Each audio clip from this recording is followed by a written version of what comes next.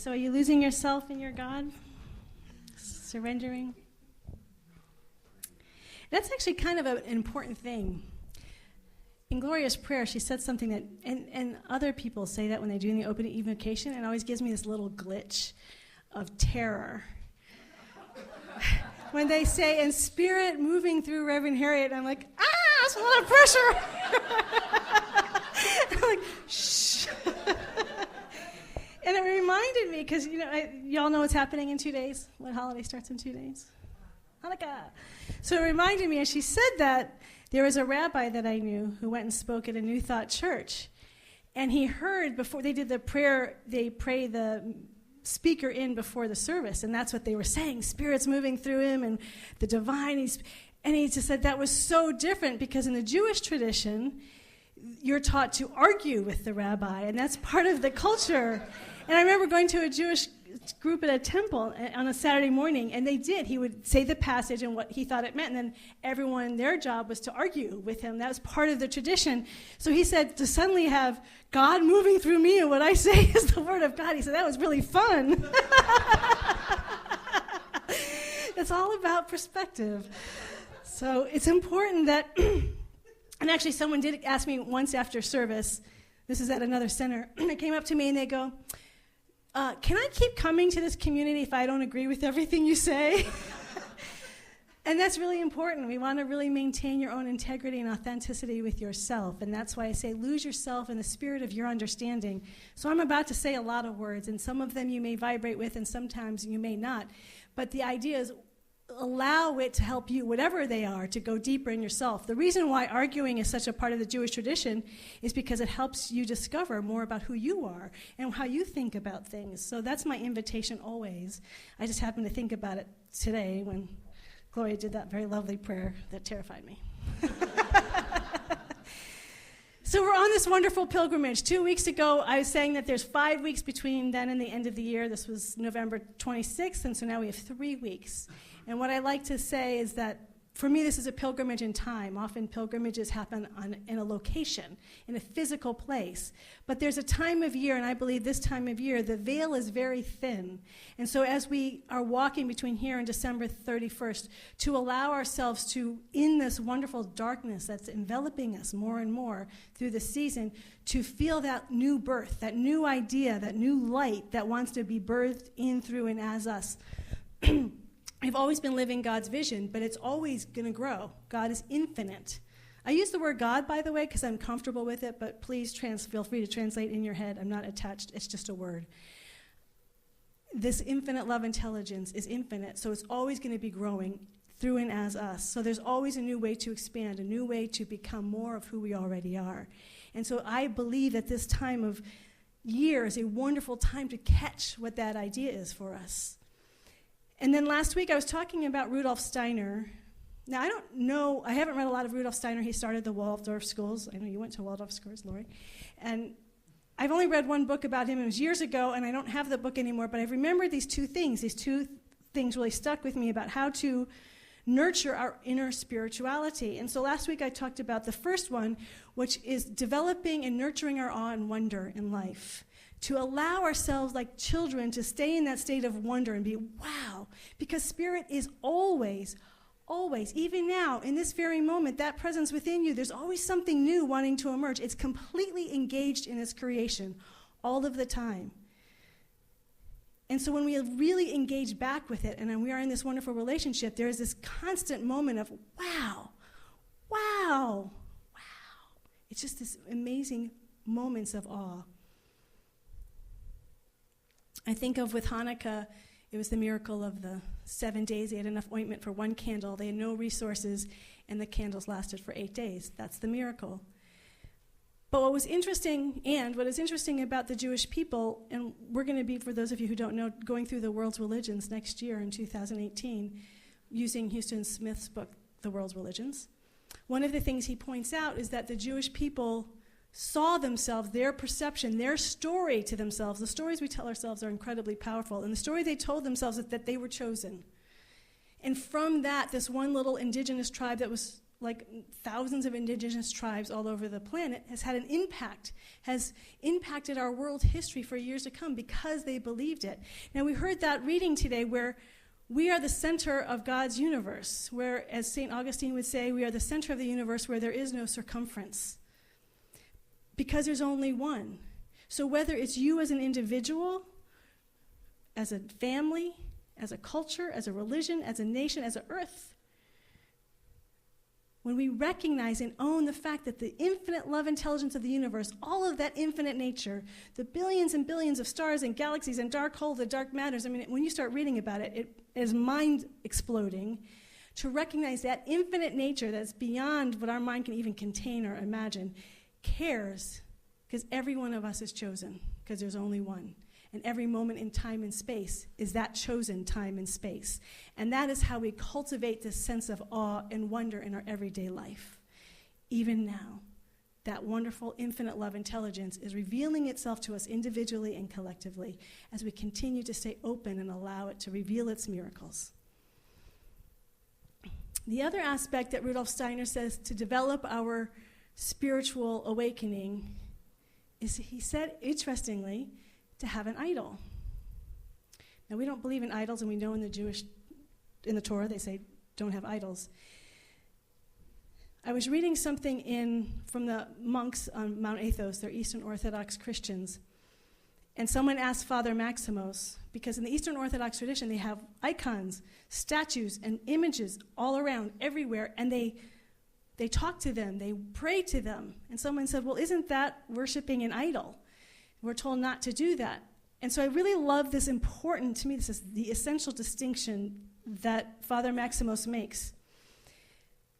What an idol is, what they were talking about in the New Testament, is when you think the form itself is God. When you get confused that the actual picture or that actual statue or whatever that thing is that you're worshiping is God. That becomes your God. That's the thing you're thinking about.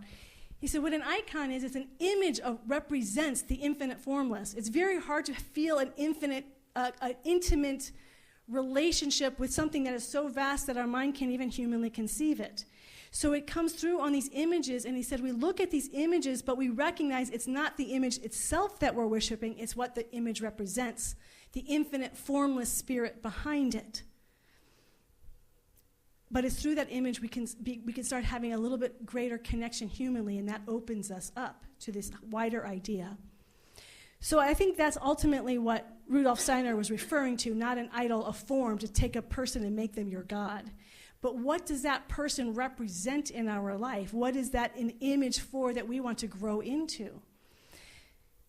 So today the talk is Spiritual Heroes, a Reason, a Season, and a Lifetime. And I use spiritual heroes because our culture is really big on spiritual heroes these days. And I think it has a lot to do with as religion is slowly losing its grip, especially in our American culture. There's still this need for myth. There's still this need for something bigger than who we are. And so superhero stories, science fiction stories, fantasy stories, those are increasing in our desire and attention. To me, that just reveals how much our human psyche needs these mythical, beyond what we can humanly understand ideas and possibilities. So it's just coming in a different form. So a hero for a superhero or a hero for a reason would be, well, I'm going to talk about, to explain what a hero is, it's a golden shadow. I've talked before about doing shadow work. Those are the things about ourselves that we don't like. So let's say I'm very controlling, but I haven't owned it, so people who are really controlling out there are going to really trigger me. I'm going to get triggered because I haven't owned my own shadow. But there's also something called the golden shadow. And the golden shadow is when someone, it's a positive thing. They are so confident. They walk around. They just know who they are. That person is so abundant and prosperous. That person is so deep. That person is so beautiful. That person, whatever it is, that, and we have this an emotional like, oh, I want that. Now we can interpret that as a negative thing. I shouldn't want that. I shouldn't be jealous or envious. Or we could say, I can have that. Everything that I see in them, I haven't owned. The reason why I'm having this emotional reaction, for the same reason with the negative, it's the same thing with the positive. I haven't owned those qualities in myself. So for a superhero for a reason would be like a specific, for a very specific purpose. I might be feeling cranky one day. I'm just like, or I might be going through a time where I'm just feeling cranky, moody, and I notice someone who's really positive and upbeat and together. I can say, oh, I'm really attracted to that person right now. And it might come through in a romantic way or just some energetic feeling. You can even feel it with children, that you're as an adult and they have all that freedom because they're kids, and you might feel, but say, I can have that. I can have that freedom. I can have that sense of lightness and play again. That's part of me. It's not just in them. I just have gotten so stuck in my identity as being in a shadow, being in a dark place right now, that I forgot that this beauty and this confidence and this joy and this lightness of being is in me too. And so then we start doing work to own that lightness of being. So that would be someone who can, and to me, I've always looked at people, I've not been in long-term relationships, but short-term relationships, where I feel an immediate attraction, and then I'm like, well, what do they have that I want? And I start doing work on that, and then I lose total interest in them. Because I don't need them anymore. That's for a reason. That's a superhero for a reason. And they're a blessing in our life. They're not there very long, and it's something that we can probably integrate pretty quickly in our life because we already know, I remember what it's like to be happy or whatever it is, and I can own it pretty quickly. A superhero for a season is much different. This is going to be for a period of time. So an example, I just watched a video recently. There's a motivational speaker. Her name is Lisa Nichols, and there was a period in her life when she had a young child. She was on welfare, had no money, and wanted to turn her life around. So what she looked for were her prosperity superheroes. She wanted to look at people who've already mastered. So we might not look as prosperity as a superhero, but when you have no money, that feels pretty superheroish. When you're on welfare and you have a child and you don't know how to pay the bills, that's a superhero. And so she embraced her superheroes. She learned from them. She read their books, took their classes on video, and then reached out to them and allowed them to be her mentor and to teach her. Now, prosperity is an issue that if it's really deeply ingrained that there's just not enough, it's not something that she could do in a month or two. She couldn't just say, oh, I want that quality, now it's mine. It took her 10 years to really completely shift her entire way of being from having nothing to having a very prosperous financial life. She decided that was something that in her that wanted to be expressed and to be lived and fulfilled.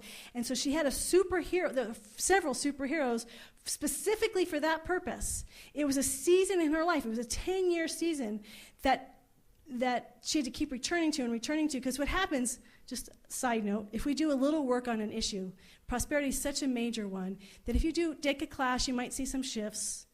But if you really want to change the whole idea of prosperity, you have to do it consistently over and over and over, because what happens is when we stop doing it, we go back to our default position. And because you need the daily habits to support it. So that's what happened with her. That is a superhero for a season. Another example is when I moved across country. When I was in Virginia, I was listening to Reverend Michael's tapes. It was about $90 a month to get his Sunday tapes and his Wednesday services. I listened to them every week. But then there got to be a point where there was something I wanted more. It wasn't enough. Hearing 2 talks a week just wasn't enough, so I moved across country. And though I had a job somewhere else at first, my life was around agape. So when you're the superheroes for that season, it's not something you're doing by the way. Like, if I have an hour a week, I'll do this. It's like you have to learn it. You feel Lisa Nichols had to learn this prosperity. She was on fire. This was something she had to learn. I had to deepen and grow spiritually. It was in me. I had to do it. I was on fire. There's something in that seasonal superhero that says, I want to be around that person. I want to be immersed in it. I want to learn things that I can't learn just by listening to a lecture or reading a book. I think listening to lectures and reading books is for a reason. The season is just an entire immersion. And I eventually did immerse myself in that world, but it was only temporarily. It was for a season. And then we have our superheroes for a lifetime. And for me, those superheroes for a lifetime are the eternal spiritual teachers. because their teaching never ends. Their example never ends. It's never limited. And this is, again, a personal perspective. I don't think when we have our spiritual teachers, they don't last just for one lifetime. They last for multi-lifetimes, if you believe in reincarnation or multi-dimensions or however you perceive the world's way beyond this one. That lifetime teacher is an eternal teacher, and they're with you always.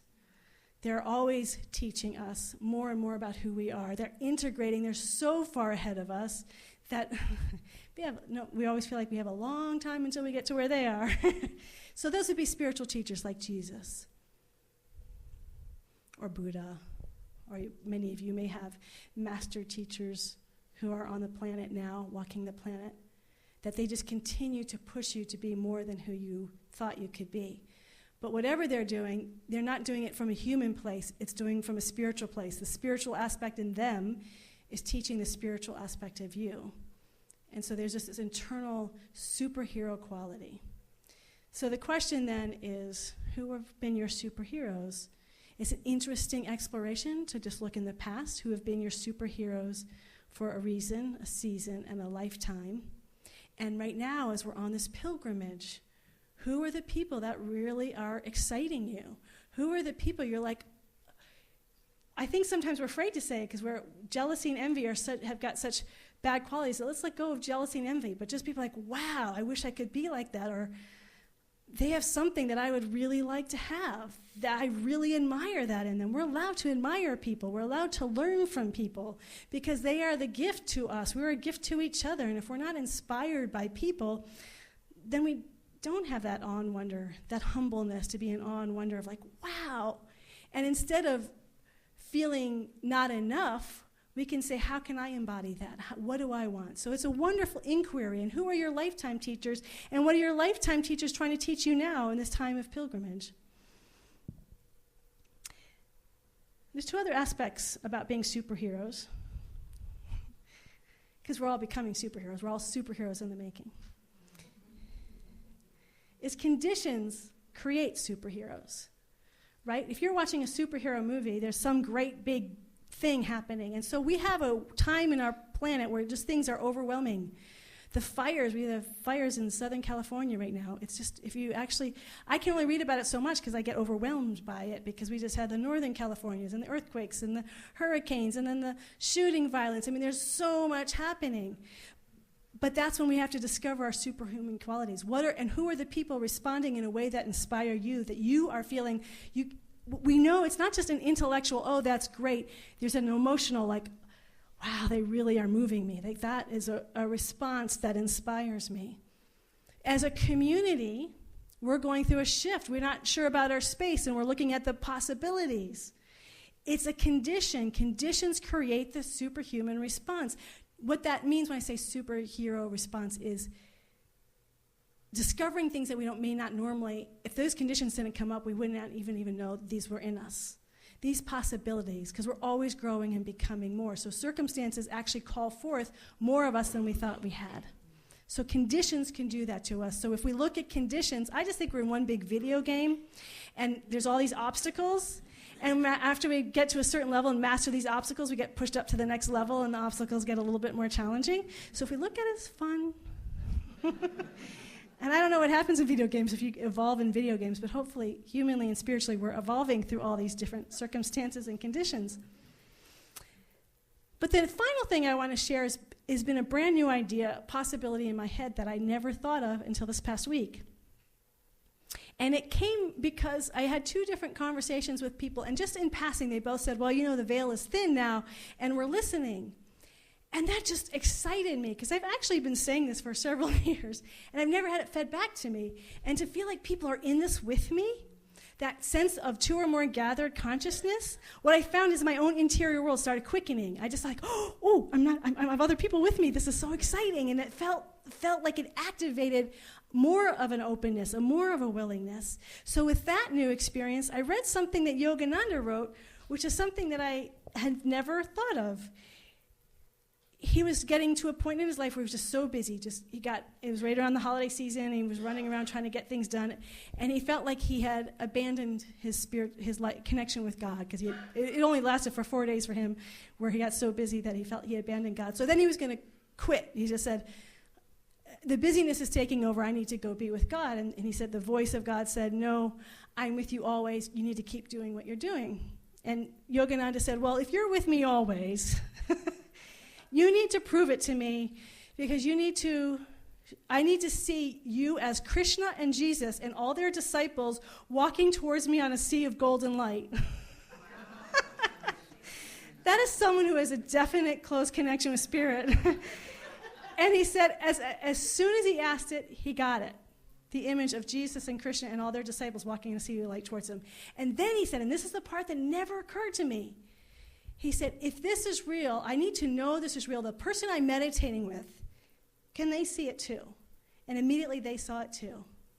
And then the people, he said, the rest of the day, people didn't see the image, but anyone who came into that space, there was a fragrance of spirit. I don't know if you've ever experienced the fragrance of spirit, that everyone was feeling that fragrance coming in. One of the things that I realized I had a belief about was that all spiritual experiences, even though you can share them collectively, they're individual. Most of my mystical experiences have been by myself. I mean, other people can be around, but I'm having them by myself. It never occurred to me. Like, there was this great talk with Ernest Holmes. He's giving the talk. It's at Whittier, and suddenly he just sort of, you can tell something happens, and he sort of sputters, and he goes and sits down. And they found out later he was up on top of the roof. His whole being went, and he was looking down at himself. And he didn't obviously know how to continue on, so he sat down.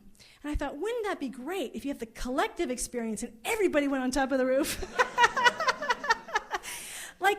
Now instead of this whole idea of instead of having individual spiritual experiences, that we all have these collective spiritual experiences. I'm like, that is such a cool idea. We have so many possibilities. So as this community, we're going through all these decisions and choices. As we're listening to Spirit, Spirit is in love with this community. This community is chosen. We have to claim and accept it. We are chosen. Spirit has chosen to bring this community. So it is madly in love with us and engaged with us every step of the way. And as a community, as we're listening to that presence in Spirit, that we can collectively catch things as one and not just only as individuals. It's both and, individuals and collective. But how exciting is that? That we're on this pilgrimage not just as individuals, but also collectively together. So I'm opening up to that possibility. I'm open to all of us jumping up on top of that roof, looking down at us simultaneously. You never know. I don't feel any confidence to ask God to show up as Jesus and Krishna right now, just to say that, but we can work towards that one. When I get there, say, we can all see them walking on a golden sea. No, they're not there yet. Okay. So are you with me on this? Yes. So we're on this wonderful pilgrimage. We have 3 weeks left. We're listening. We're opening in awe and wonder how this infinite is constantly participating with itself on every level and dimension of our life every single day, every moment of every day. And it is showing up in people that inspire us, that awaken something in us that we want to be. And we allow them to inspire us. We allow them to awaken these parts of ourselves that we never knew. Oh, I have to say one more thing. It's a really important one. Because I think of my dad. My dad loved music. He just loved music. But he was tone deaf. He could not keep a tune for the life of him. For him, following music didn't mean that he's going to be a professional. But he gave himself completely. He learned the piano. He listened to it all the time. He loved music, and he shared it with everybody. So he fulfilled that part within his soul about music, because he expressed it to the fullest extent that he was able to. And so my feeling when we talk about superheroes, sometimes we think like LeBron James, like the people who are extraordinary in different fields, music, sports, accounting, I don't know. Does anyone have an accounting superhero? You could. Whatever it feels, but that doesn't mean you're great at it, but it might be a part of your soul that wants to express. I know Ginger's doing a workshop today on painting. You might want to express a part of your soul. That doesn't mean you're going to be an artist for the rest of your life, but it's a part of your soul that you're wanting to express. So let yourself be inspired by artists for a reason, just for a reason to embody that, or a season. You might want to really spend a lot of time. It took my dad a lot of time to learn the piano and learn all this stuff about music. So that was a season in his life. And he was tone deaf. He didn't let that stop him. Thank you, God, for that. Sport, anything. So as we look at our superheroes, opening up to those people who inspire us to be fully expressed beings, there is this inner longing, and it is the divine seeking to become more of itself through each and every one of us. And so we are on this pilgrimage individually, collectively. Let's continue the journey, and let's pray.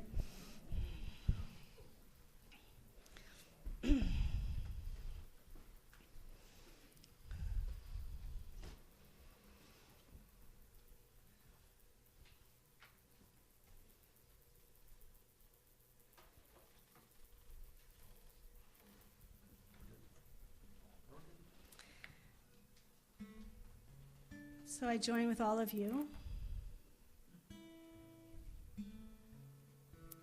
So we're fully present in our bodies right now. We embrace our one way this wonderful infinite love intelligence is showing up is individualized as us in our bodies. So I'm going to start with our body today. Be fully present to your way of being, your uniqueness, your individuality, the way that no one else in this world shows up. Just feel into your own individuality. And then to recognize that this life that we've been given has been God's deepest and most profound gift to itself. God has loved itself so deeply in creating each and every one of us. There is a tenderness, there is a pride in this creation, there is a love, there is a joy, there's a celebration, there's a hope to become even more than what it even imagined. All of this exists within us, this wonderful generosity, this infinite givingness of God, this infinite love, this infinite tenderness poured over us moment after moment after moment. It hears everything that we've ever thought, said, felt, experienced. It is absolutely, deeply, and profoundly engaged because it is who we are. It is impossible to separate. There's no place where God ends and something else begins. God is infinite, not finite. There are no borders. There are no limits. There is no stopping and starting. There is always, forever and ever, this absolute, unchanging one reality. It is in, through, and as each and every one of us, individually and collectively, and it transcends all of us. It is beyond anything we could ever humanly imagine. It is beyond even the billions and billions of stars and dark spaces and galaxies upon galaxies. It is beyond all human concept. It is beyond anything we could ever humanly imagine. So we let our mind go for a minute and just bask in this glorious oneness, infinite nature.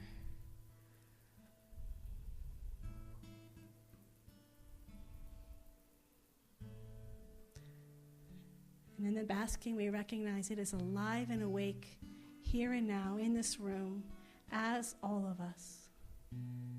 It is alive and awake and dancing in delight as it experiences itself anew and afresh in every moment, that it is calling itself forth in ways that we can't even begin to imagine, our hearts and our bodies and our minds. And there's just this availability. We trust this love with our whole heart, body, and mind, that this love is only for its highest good all of the time through all of us, collectively and individually. We trust it. We let go. We surrender. We allow its full sway as our life. We are in love with this presence. And we see it and we feel it and we hear it with the eyes and the ears that are beyond our human eyes and beyond our human ears, our human heart. It's the eye behind the eye. It is alive, it is awake, and it is aware. It's each and every one of us in this room. And we recognize that each and every one in this room is a gift, is God's gift to itself.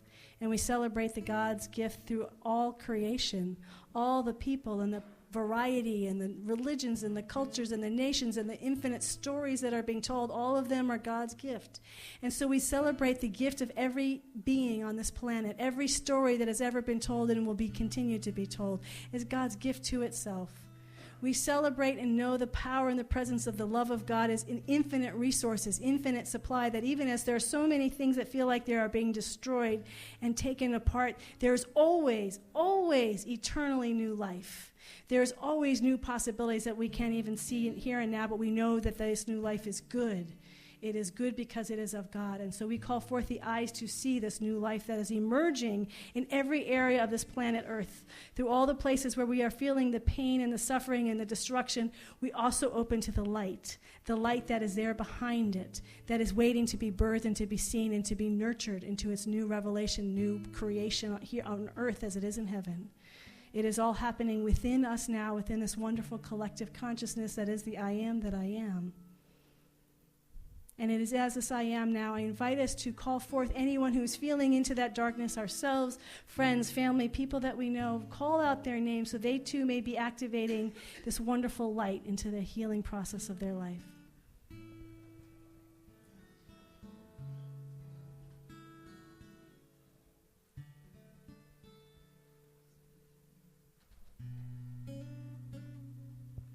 Every name is a holy name.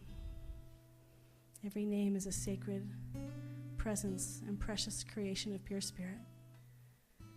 And God is listening and God is answering. For all of this good and more than words could ever possibly say, I just say thank you, thank you, thank you, Mother, Father, God, infinite and eternal one. And in deep abiding joy, I release this word. I completely let it be into the law of life, knowing that as it is spoken, it is done. And we say together as one, and so it is. Amen. So it is, and so it is, and so it is, amen.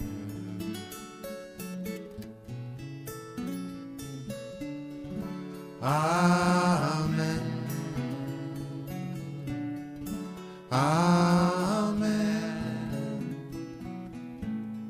So it is, amen.